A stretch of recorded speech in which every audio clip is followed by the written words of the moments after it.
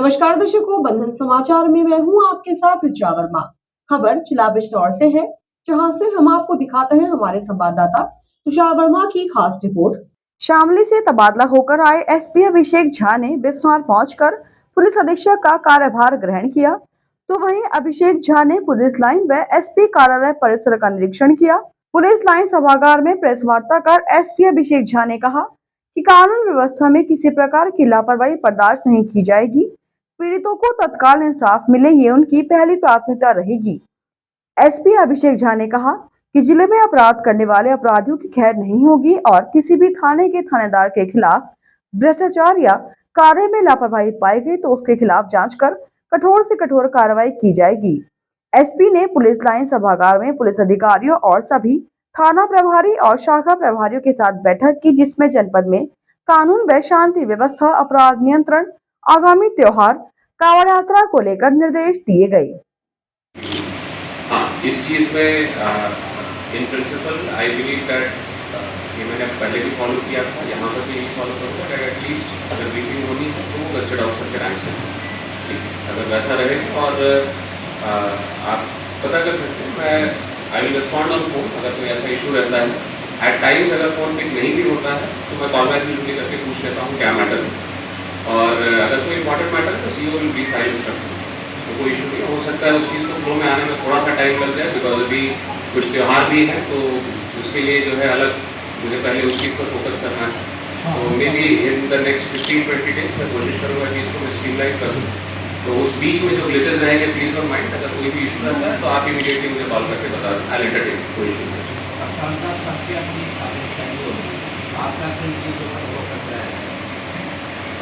देखिए, first important चीज़ तो यही है कि कंप्लेंट्स अटेंड किए जाएँ, because it's a big district, तो कंप्लेंट की संख्याएँ भी काफ़ी ज़्यादा होंगी। और मेरा पहला फोकस यही है कि अगर किसी की शिकायत है तो वो थाने लेवल पर फर्स्ट ऑफ ऑल अटेंड हो, बिकॉज हेडक्वार्टर्स दूर हैं। तो इस बेसिस पे थानों का इवैल्यूएशन भी होगा कि कहाँ से कितने लोगों को जो है सामान्य कंप्लेंट्स में जो है हेडक्वार्टर्स पे आना पड़ रहा है या फिर सीनियर ऑफिसर्स के पास आना पड़ रहा है।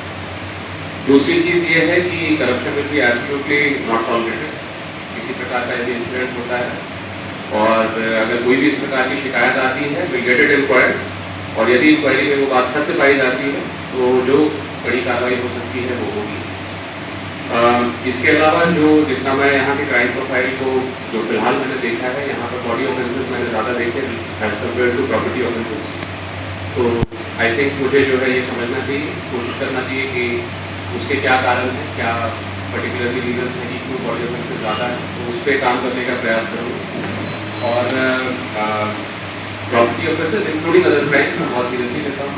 तो 112 के इवेंट्स को आई थिंक पहले भी यहाँ फॉलो किया जाता रहा है, और मेरी भी कार्यशैली में वो चीज़ मैंने इंक्लूड करने की कोशिश की है। तो 112 के इवेंट्स को हम सीरियसली फॉलो करेंगे और उसी के बेसिस पे डिस्ट्रिक्ट का क्राइम प्रोफाइल जज करेंगे। कप्तान यहाँ रह गए हैं, उन्होंने थाने पे आदेश जारी किया था कि अगर किसी थाने के ज़्यादा फरियादी मेरे पास आए तो इसका मतलब वो थानेदार सुन नहीं रहा, तो उसके खिलाफ कार्रवाई होनी चाहिए। तो इस तरह का व्यवस्था होनी चाहिए। बढ़ापुर भी 60 किलोमीटर है।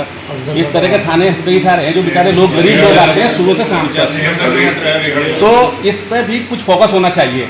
आपके यहाँ अब आप बैठे हैं, आपके यहाँ आज ही आप कम से कम 100-150 फरियादी आ जाएंगे। कप्तान साहब रहे पुराने वाले, बहुत अच्छी जन सुनवाई उन्होंने करी, इसमें कोई कहने की कोई बात नहीं। लेकिन उसके बावजूद भी वो खुद परेशान थे कि इतने फरियादी आ कहाँ से रहे हैं। थाने में कोई नहीं जा रहा, सीओ के कोई नहीं जा रहा, एडिशनल के कोई नहीं जा रहा। देखिए, इसके दोनों एस्पेक्ट्स हैं, ये मतलब ये सिर्फ इस डिस्ट्रिक्ट की बात नहीं है, इसके दोनों एस्पेक्ट्स हैं। कई ऐसे केसेस में ये भी होता है, आदमी को अगर लगता है, नेचुरली एसपी जो है वो डिस्ट्रिक्ट हेड होता है, तो उसको लगता है कि मुझे इमीडिएट रिलीफ अगर मुझे सीधे वहाँ से मिल जाएगी तो नो मैटर व्हाट वो आएगा, तो कहीं ना कहीं मुझे वो डिस्टिंग्विश भी करना है।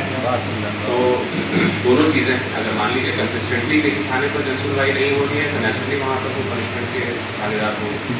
बट इसमें आई थिंक एक केयरफुल बैलेंस भी जरूरी है। कई ऐसे व्यक्ति भी होते हैं जो अगर सीनियर मोस्ट ऑफिसर एक्सेसिबल है तो वो कोशिश करते हैं कि मैं सीधे जहाँ की वहाँ पर अपनी बात बता दूँ, तो वो भी उनका अधिकार है, मैं उसको छीन नहीं सकता कि आप जब थाने जाइए मेरे पास बताइए।